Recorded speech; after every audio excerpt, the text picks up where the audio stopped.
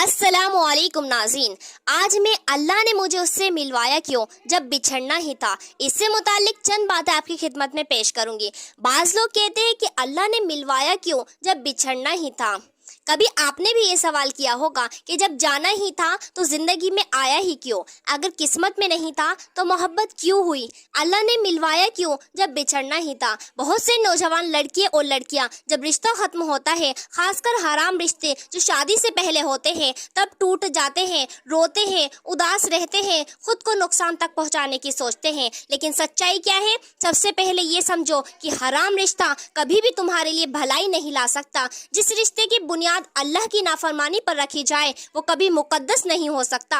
वो सिर्फ इम्तिहान होता है, गुनाह का रास्ता होता है और तौबा की पुकार बनकर आता है। शैतान इंसान को हमेशा धोखे में रखता है, पहले गुनाह की तरफ ले जाता है और फिर कहता है अब तौबा का कोई फायदा नहीं। लेकिन अल्लाह कभी तौबा का दरवाजा बंद नहीं करता। तो सवाल का जवाब क्या है? अल्लाह ने मुझे उससे मिलवाया क्यों? शायद इसलिए कि तुम्हें ये समझ आ जाए कि हर इंसान तुम्हारी तकदीर नहीं होता। कुछ लोग सिर्फ सबक देने आते हैं ताकि तुम सही रास्ता पहचान सको। हो सकता है कि जो चीज तुम्हें पसंद हो उसमें तुम्हारे लिए बुराई हो।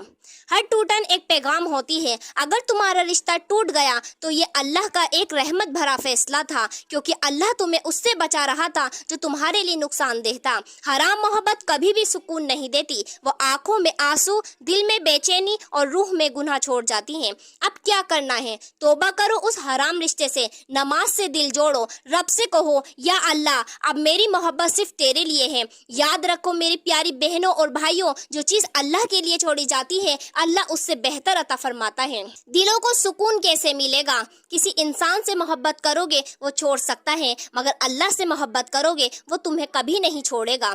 अल्लाह जानता है किसे तुम्हारी जिंदगी में लाना है और कब।